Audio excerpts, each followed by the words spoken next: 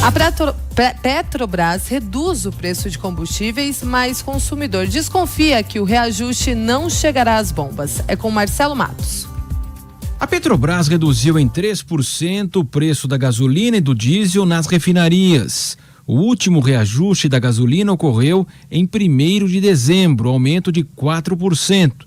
E para o diesel, alta de 3% em 21 de dezembro.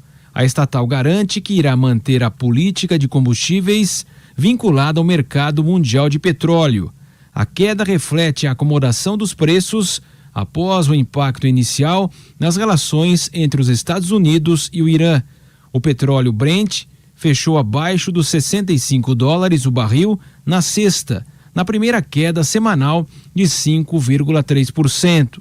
Com a tensão no Oriente Médio, no dia 6, o barril chegou a $70, valor mais alto desde setembro. Os motoristas avaliam que a notícia é boa, mas não acreditam que a redução chegará às bombas dos postos e que o movimento é muito diferente quando a Petrobras anuncia um aumento nas refinarias. Simultaneamente, os preços sofrem reajustes nos postos. Se fosse verdade, como muitas vezes abaixa na refinaria e não chega na bomba, né? Bom pro governo, né? Isso aí dá ponto, assim. O governo fica bem, mas a população não vê isso aí, não. Eu acho muito difícil chegar na bomba, viu? A Petrobras justifica que o repasse ao consumidor da queda de 3% nas refinarias para a gasolina e o diesel depende de fatores como impostos, margens de distribuição e revenda e mistura de biocombustíveis. Pesquisa da Agência Nacional de Petróleo aponta que na semana passada o preço da gasolina ficou estável após 10 aumentos consecutivos, em R$ 4,55. Já o diesel teve alta de 0,11%, R$ 3,78. E o etanol liderou a alta de 0,35% para R$ 3,18 o litro. Bom, a primeira coisa óbvia para a gente ter em mente é que o preço do combustível oscila, e assim deve ser. É lei de oferta e demanda e deveria funcionar no livre mercado.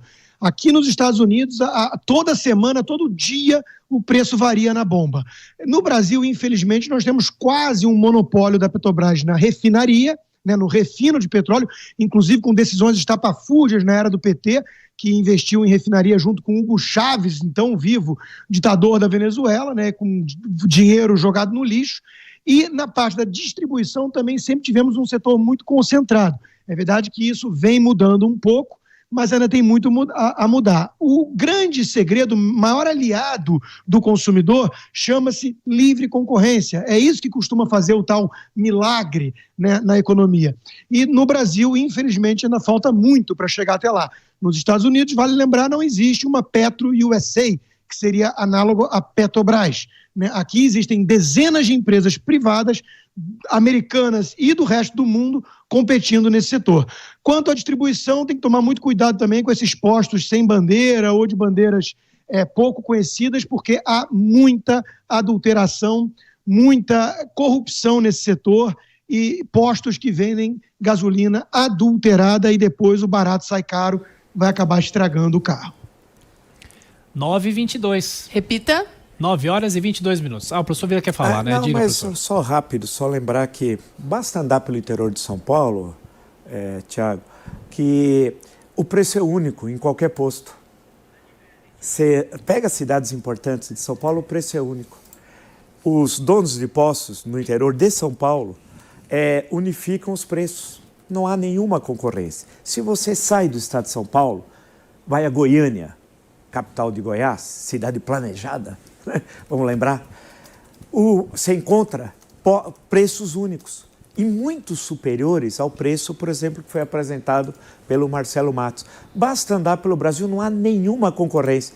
Eu lembro que cidades que eu passava aqui no interior de São Paulo, cidades grandes, hein? Eles unificam os preços e aí o consumidor fica refém. Não tem jeito. você tem de colocar gasolina, o etanol ou óleo diesel, mas o preço é o mesmo, que eles combinam. Isso ocorre sistematicamente em todos os lugares. Agora, caberia a Agência Nacional do Petróleo ter algum tipo de ação? Não vai ter nem aí. Ela nem olha a qualidade do combustível, não fiscaliza se 1 litro é 1 litro, não é 900 ml. Né? Quantas vezes você que nos acompanha não desconfiou quando você encheu o tanque, aí você olhou na bomba, viu escrito lá 45, 47 litros. Você fala assim, mas eu devia ter 10 e o meu tanque tem capacidade de 50, portanto alguma coisa está errada, né? Aquilo lá está rodando errado. Quantas vezes vocês viram fiscalização, isso em grandes cidades, hein? Da Agência Nacional do Petróleo, nos postos de gasolina? Não tem nada, o Deus dará, e o consumidor é que se lixe.